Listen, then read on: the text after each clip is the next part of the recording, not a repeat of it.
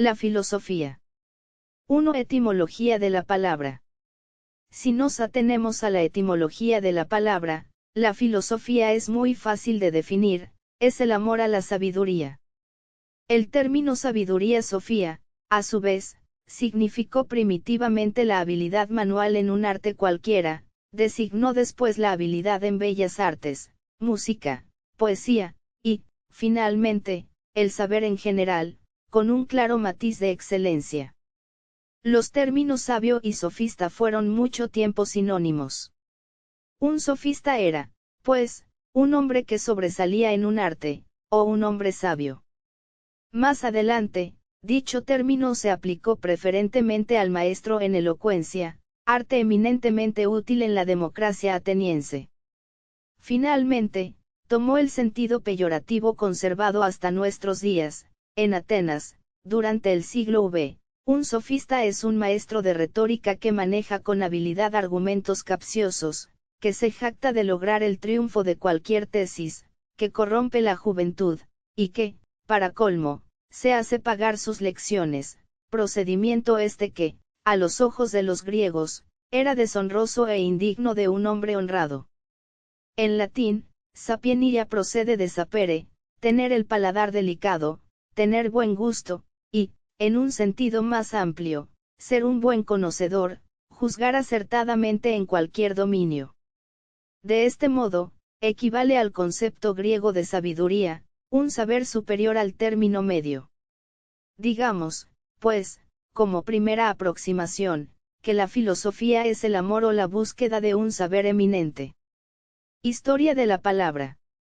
Según una tradición registrada por Cicerón, y que se remontaría a un discípulo de Platón llamado Girocleides el Póntico, fue Pitágoras quien inventó el término filosofía. Los primeros pensadores griegos fueron llamados sabios. Pitágoras, por modestia, solo quiso llamarse amigo o amante de la sabiduría.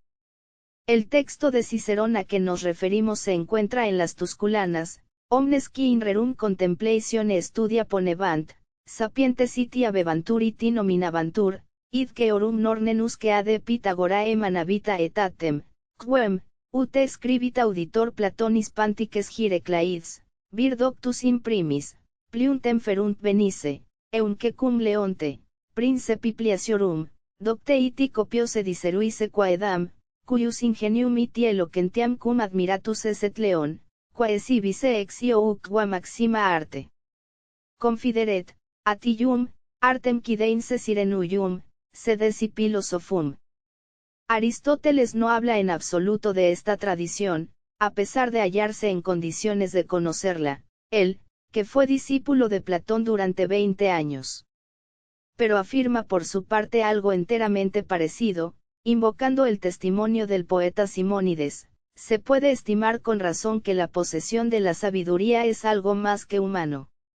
En efecto, la naturaleza humana está esclavizada en tantos aspectos, que, según Simónides, solo Dios puede gozar de este privilegio. Santo Tomás se hace eco de la tradición ciceroniana, y la inserta en su comentario a la metafísica de Aristóteles, notandum est autem quod, cum pries nomine sapientiae uteretur, nunc ad nomen philosophiae se transferi.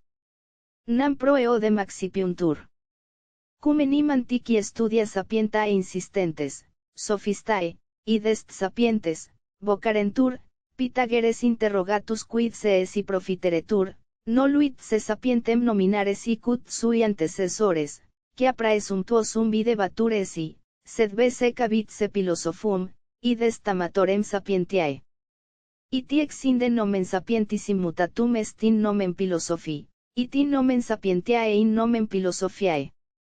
Tal vez sea un tanto osado identificar lisa y llanamente la filosofía con la sabiduría. Pro eodem accipiuntur, sí, claro está, pero a condición de sobreentender que se trata de una sabiduría enteramente humana, siempre precaria y a muchas leguas de la perfección. En esta perspectiva, debemos subrayar dos aspectos muy importantes: por una parte, el matiz de modestia, y también de insatisfacción, que Pitágoras juzgaba necesario apuntar y que, efectivamente, se impone; por otra parte, el amor, que es el alma o rescate de una búsqueda cuyo término se pierde en el infinito sentido de la palabra. Pero, cuando abandonamos el dominio de la etimología y de la historia del vocablo, y tratamos de definir qué es la filosofía, surgen las dificultades.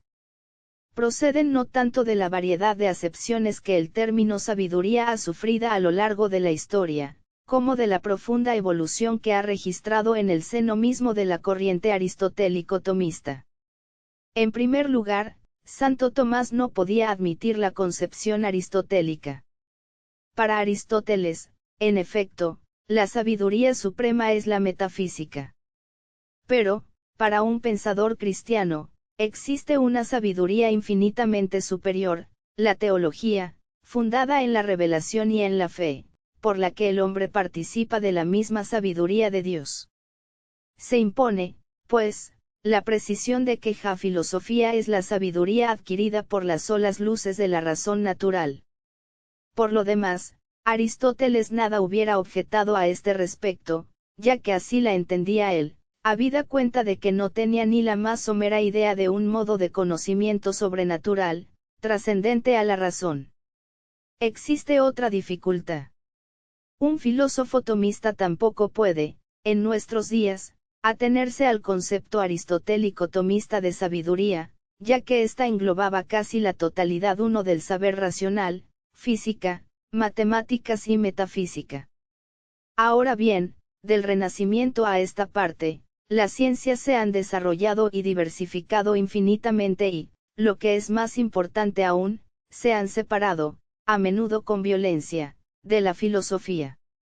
Actualmente, a nadie se le ocurriría llamar sabios, en el sentido primitivo de la palabra, a un matemático o a un físico, y estos se creerán insultados si se es calificarla de filósofos. De modo, se ha llegado frecuentemente a la oposición actual entre ciencia y sabiduría, reservando un tanto abusivamente el término ciencia para las ciencias particulares, ciencias exactas y ciencias experimentales, como se dice actualmente.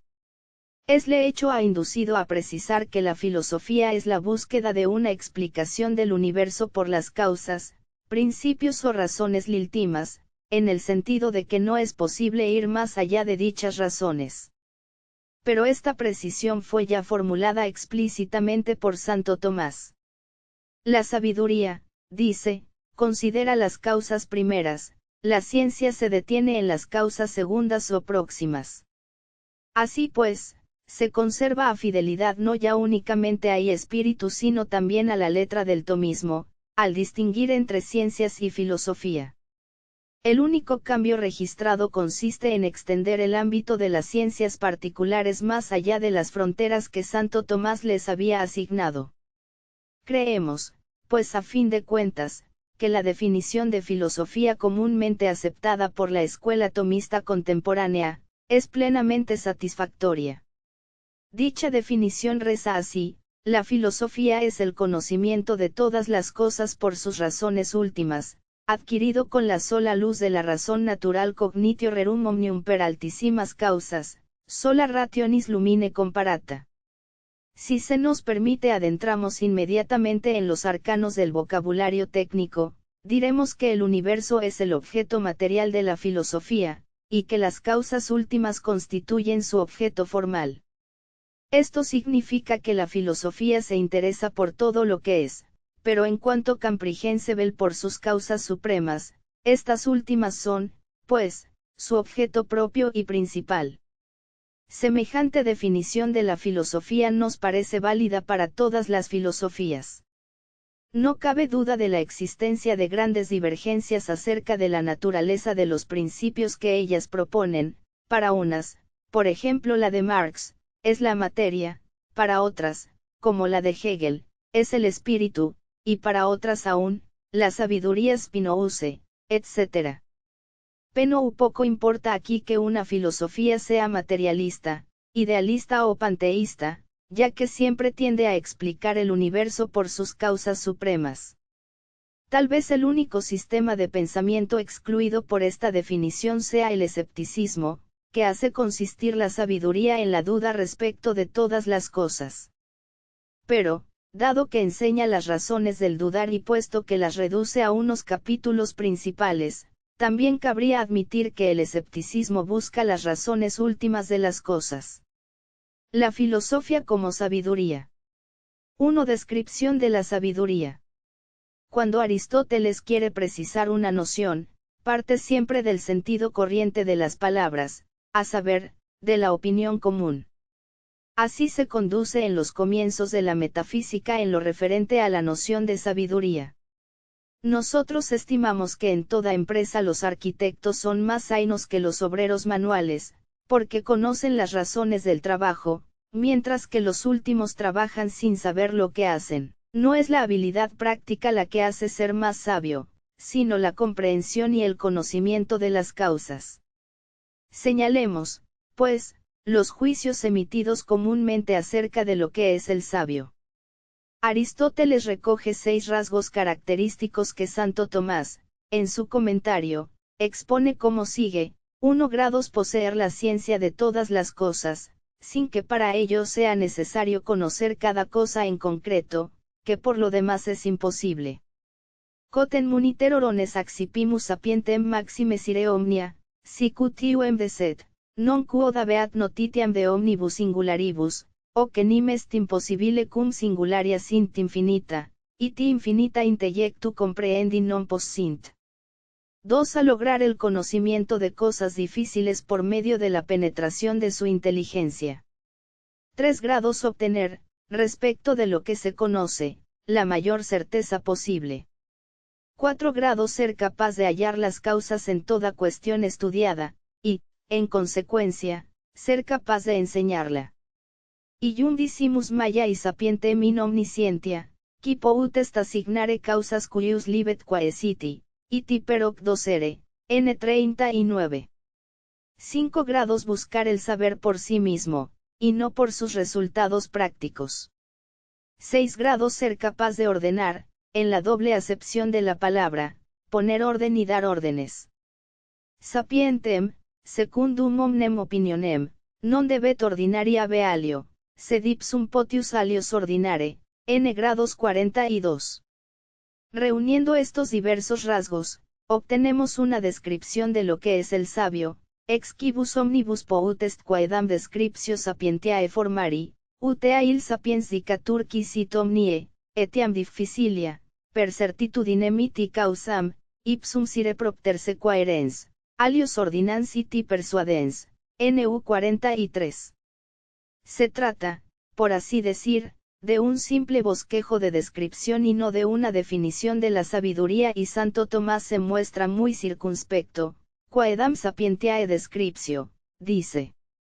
Para lograr una definición propiamente dicha de la sabiduría, es necesario rebasar el estadio del sentido común y entregarse a un análisis que sea ya filosófico. Definición de la sabiduría. La definición formal de la sabiduría está registrada en el libro V de la Ética. La metafísica misma remite a dicha definición, y Santo Tomás se contenta, en la St., con resumir el texto de la Ética. Se habla allí del habitus de sabiduría, es decir, de una disposición del espíritu, de una virtud intelectual. Un habitus puede ser innato o adquirido por el ejercicio, pero su origen poco importa aquí. En sí mismo, un habitus se define por su acto, y el acto, a su vez, se define por su objeto. En primer lugar, es necesario distinguir entre la sabiduría y las demás virtudes intelectuales, a saber, la inteligencia, la ciencia, el arte y la prudencia. Estas 5 virtudes se distribuyen en 2 grupos. Inteligencia, ciencia y sabiduría conciernen a la función especulativa del espíritu, al intelecto especulativo, como dice Santo Tomás, es decir, que perfeccionan el espíritu en cuanto éste conoce simplemente. Arte y prudencia conciernen a su función práctica, al intelecto práctico, que perfeccionan en cuanto dirige la actividad del hombre.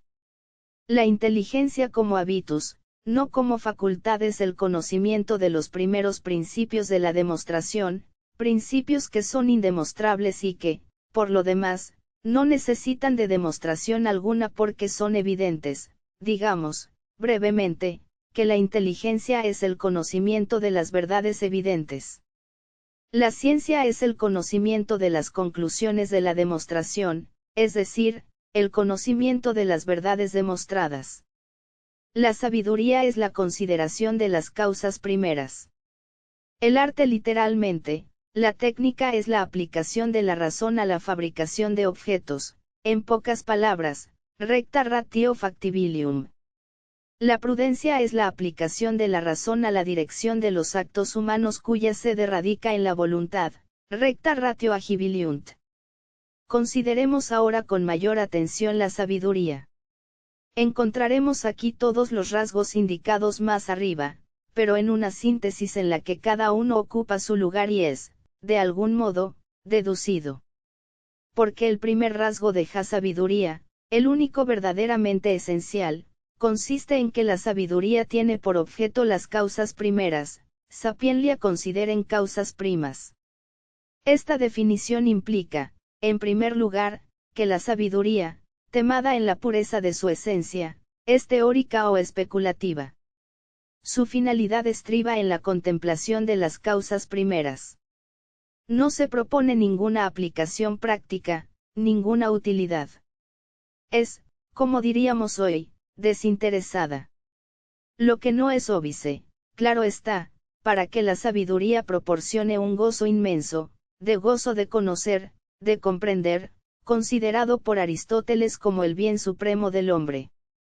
La sabiduría se distingue a sí mismo de las ciencias particulares.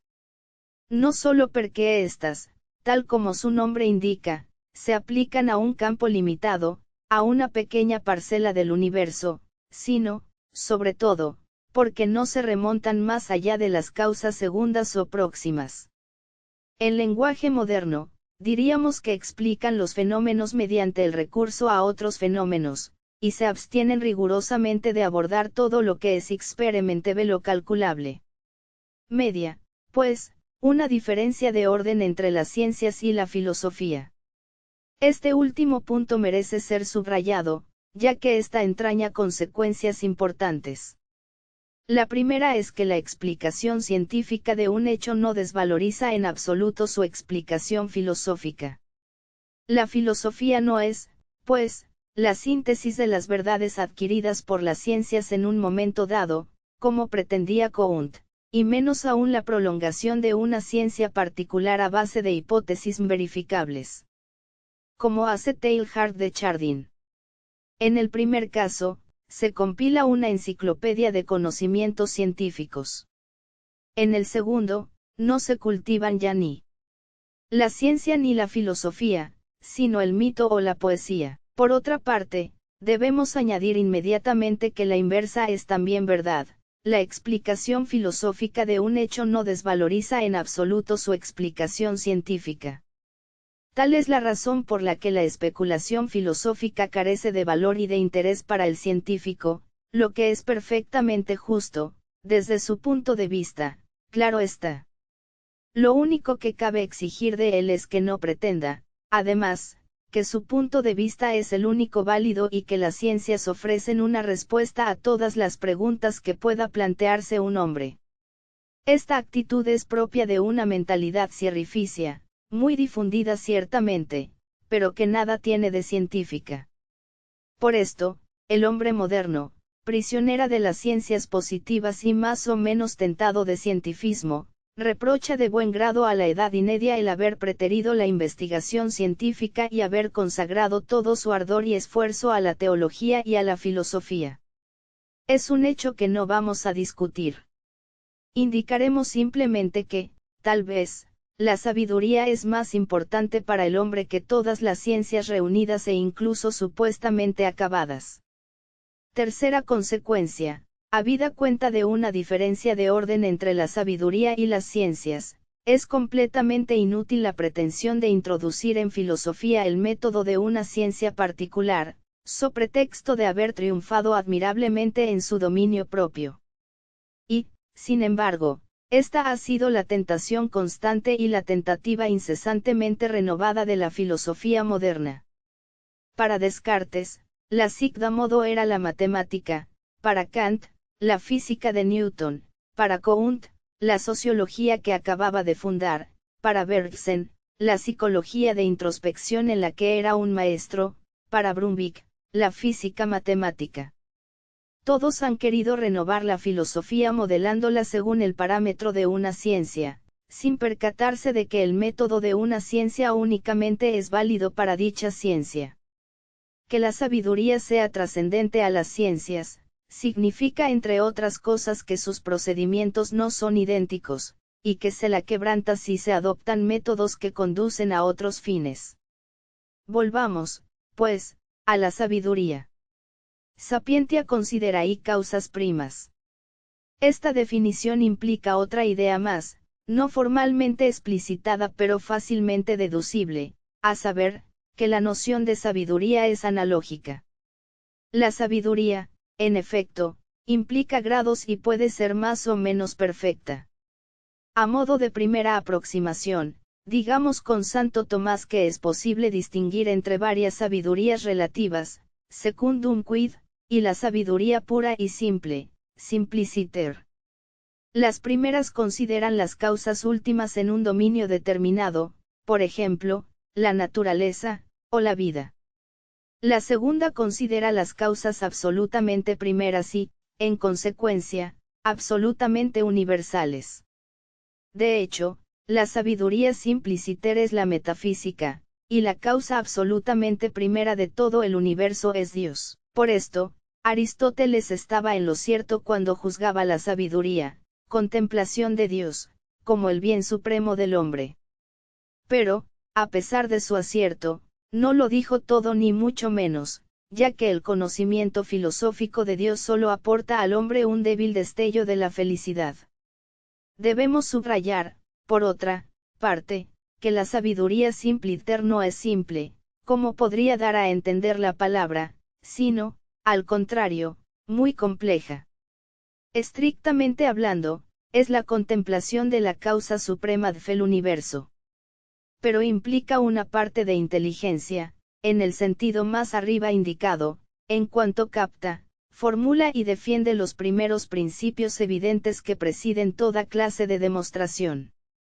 Implica asimismo una parte de ciencia, en cuanto demuestra algunas verdades.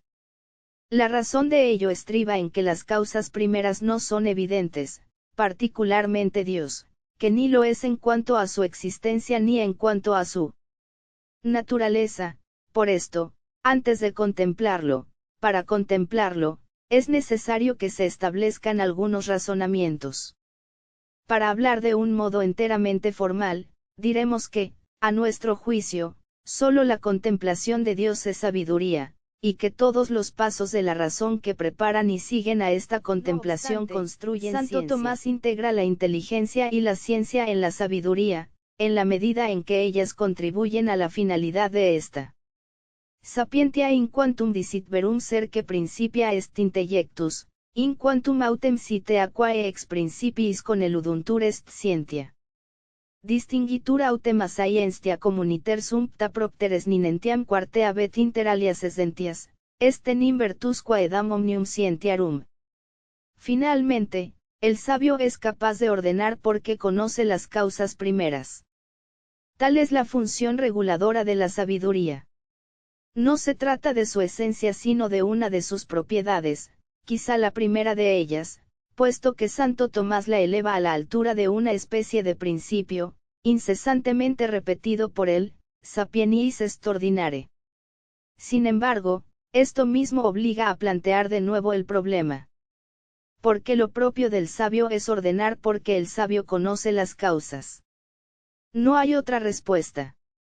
Sapientia considerat altissimas causas, anda quem vingente iudicat iti ordinat de omnibus, quia iudicium perfectum iti universale averi non pset est nisi per resolutionem ad primas causas. El vínculo es por lo demás bastante claro en lo que respecta a la ordenación de la conducta. Puesto que de entre todas las causas la principal es la causa eñenal o el fin. Ahora bien, solo quien conoce el fin último del universo y del hombre es capaz de dirigir los actos humanos. Esta afirmación no es quizá tan clara en lo que respecta a la actividad especulativa del hombre, es decir, a las ciencias. Y, sin embargo, la sabiduría es, según Santo Tomás, como la cabeza, la cúspide de todas las ciencias particulares, a las que dirige y juzga, sapientia non est qualitercum que scientia, sed scientia rerum honorabilissimarum asse divinarum, assesie habeat rationem capitis inter omnes scientias. Sic ut enim per sensus quis antin capite diriguntur movutus itia per ascens omnium aliorum membrorum, ita sapientia dirigit omnes alia scientias dama a omnes aliae principia supponunt. No significa esto que la sabiduría se inmiscuya en la investigación científica. Si lo hiciera, se rebajaría, por así decir, y perdería por esto mismo su carácter de sabiduría. Dirige la actividad científica por la sencilla razón de que, como dice Santo Tomás, establece los principios que todas las ciencias suponen. Pongamos por ejemplo el principio de contradicción. Toda ciencia lo utiliza, pero ninguna se entrega a su reflexión, únicamente la filosofía lo tiene por objeto, lo explica, juzga y defiende. Debemos extendernos más ampliamente sobre este punto. La sabiduría juzga las ciencias, no solo en cuanto a sus principios, sino también en cuanto a sus conclusiones, de conclusionibus scientiarum diudicans, porque su certeza es superior. En caso de que una conclusión científica contradiga una verdad filosófica, la filosofía la declara falsa. Así ocurre, por ejemplo, cuando, en nombre de la ciencia, se niega la existencia del alma o la existencia de Dios. Al filósofo incumbe demostrar que la naturaleza misma de las ciencias experimentales, su punto de vista y su método, no les permiten emitir juicios de esta índole. La función del juicio es de sentido único, a nuestro modo de ver. La filosofía puede declarar falsa una conclusión científica que contradiga una de sus propias verdades, pero no está capacitada para declarar verdadera una conclusión científica que no contradiga su propia verdad. Para la filosofía, una tal conclusión es sencillamente posible. A este respecto, no puede decir nada más. Ramificaciones de la sabiduría. No hemos deducido aún todas las consecuencias implicadas en el principio sapientis est ordinare. Ofrece además la posibilidad de un esquema general de la actividad filosófica según los dominios en que entra en juego la ordenación. He aquí el susodicho esquema, tal como está registrado en las primeras páginas del comentario de Santo Tomás a la Ética. Hay 4 clases de orden: un orden en las cosas que la razón no crea sino que se limita a conocer, un orden que la razón establece en su propia actividad, un orden que establece en los actos de la voluntad, y un orden que la razón establece en las cosas. Por esto, la filosofía se divide en 4 partes principales. El primer orden constituye el objeto de la filosofía natural, el segundo el de la filosofía racional, el tercero el de la filosofía moral, y el cuarto el de las técnicas. Sic ut dicit philosophus in principio metaphysicae, sapientis est ordinare. Cuius ratio est quia sapientia est potissima perfectio rationis, cuius proprium est cognoscere ordinem. Ordo autem quadruplicitera de rationem comparatur.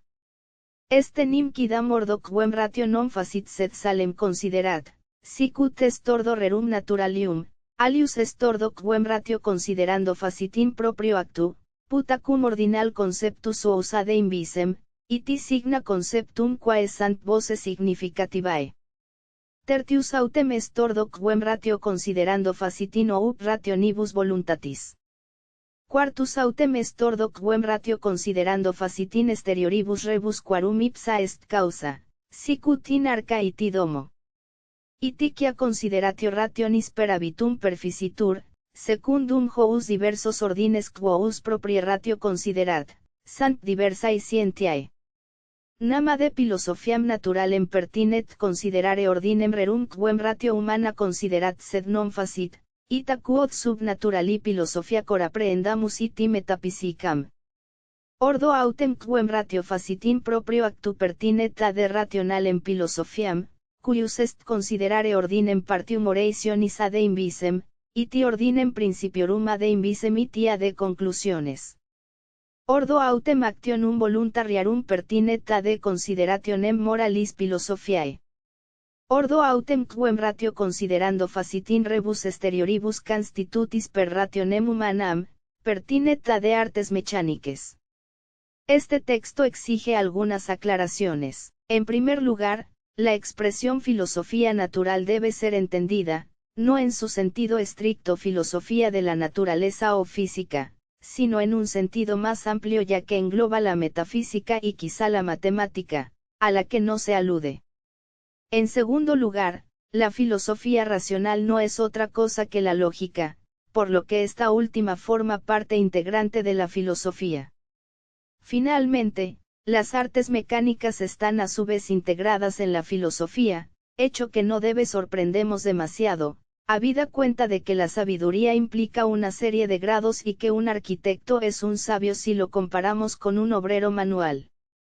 Pero el texto citado plantea un problema muy delicado, embrollado además a causa del vocabulario utilizado. Engloba la sabiduría, el arte y la prudencia como engloba la inteligencia y la ciencia. Parece que la respuesta deba ser afirmativa, ya que abarca las artes mecánicas y la moral. No obstante, este argumento no es válido, la filosofía moral no se identifica con la prudencia, ni las artes mecánicas con el arte. No cabe duda en lo que respecta a la moral. Esta ofrece una serie de reglas generales con miras a la acción, válidas para todo hombre, fundadas en la consideración del fin último del hombre. La moral es especulativo-práctica, como se dice en el argot de las escuelas. La prudencia, en cambio, es práctico-práctica, es decir, emite su juicio para cada acción determinada que debe realizar hic et nunc, aquí y ahora, un individuo concreto en unas circunstancias concretas. Puede darse el caso de que un hombre sea un moralista eminente y, sin embargo, dude profundamente ante una decisión que debe adoptar. A nuestro juicio, otro tanto cabe decir de las artes mecánicas. Están al mismo nivel que la moral, y es necesario distinguirlas del habitus de arte que conservaría la misma relación que la prudencia. En efecto, las artes mecánicas están integradas en la sabiduría en su plano, podríamos decir, por la sencilla razón de que no descienden hasta el último detalle de la fabricación de un objeto concreto. Dictaminan una serie de reglas generales para la fabricación de un tipo o de una clase de objetos, reglas fundadas en la consideración de la finalidad que se pretende. El arte, en cambio, como habitus que es, consiste en una habilidad inmediatamente aplicable a la fabricación de cualquier objeto concreto. La diferencia sería idéntica a la que media entre el ingeniero y el artesano, y entre el arquitecto y el obrero manual. El arquitecto elabora ciertamente los planos de una casa, pero estos son de índole general ya que pueden llevarse a cabo de infinitas maneras. Tal vez el arquitecto no sea capaz de edificar un muro correctamente. Edificar un muro, es realmente un arte, se dice a menudo. La frase es justa, pero no tiene el mismo sentido que tenía antes. Dicho esto, debemos añadir que, por ser analógica la noción de sabiduría, nada impide aplicarla a la prudencia y al arte. No es costumbre referirse con ella al arte, pero no ocurre lo mismo tocante a la prudencia, ya que el lenguaje corriente llama sabio al hombre prudente, es decir, al hombre que sabe comportarse adecuadamente en la vida. Santo Tomás no se opondría a este uso, porque al mencionar los diferentes niveles de la sabiduría cita en primer lugar en el grado ínfimo al artesano que edifica una casa, después al arquitecto que elabora los planos, en tercer lugar al hombre prudente que ordena los actos humanos a su fin propio, en cuarto lugar al metafísico que contempla a Dios, causa suprema del universo, y, finalmente, al teólogo que conoce a Dios, no solo por medio de las criaturas, sino también por medio de la revelación que él mismo nos hace de sus misterios. Cum enim sapientis it ordinare et judicare, Judicium autem per altiorem causam de inferioribus abetur, ail sapiens dicitur in uno quo que genere qui considerat causam altissimamilius generis, ut in generea edificii artifex qui disponit formam domus dicitur sapiens, iti architecton respedu inferiorem artificiuirt qui dolant lignabel parant lapaids, anda dicitur uno cio uar 3, ut sapiens architectgener fundamentum posul. Iti rursus in genere totius humanae vitae prudens sapiens dicitur in quantum ordinal humanos actus ad debitum finem. Anda dicitur piaro ubi 10, esse apientia est viro prudentia. Uligitur qui considerat simpliciter altissimam causam totius universi, quae daus est, maxime sapiens dicitur. Anda sapientia dicitur esse divinorum cognitio. Sacra autem doctrina proprissime determinat de dao secundam quod est altissima causa, quia, non salem quantum ad iud quod per creaturas est cognoscibile quod philosophica gnovent, ut dicitur Romuno, quod notum est Dei, manifestum est illi sed etiam quantum ad id quod notum est civis ouli de seipso iti per revelationem communicatum. Anda sacra doctrina maxime dicitur sapientia. Esta clasificación de los grados de la sabiduría no es seguramente completa, pero la creemos suficiente para nuestro propósito que consistía en mostrar que el arte y la prudencia, habitus prácticos y no teóricos, pueden ser legítimamente integrados en la sabiduría, aunque ésta sea eminentemente teórica.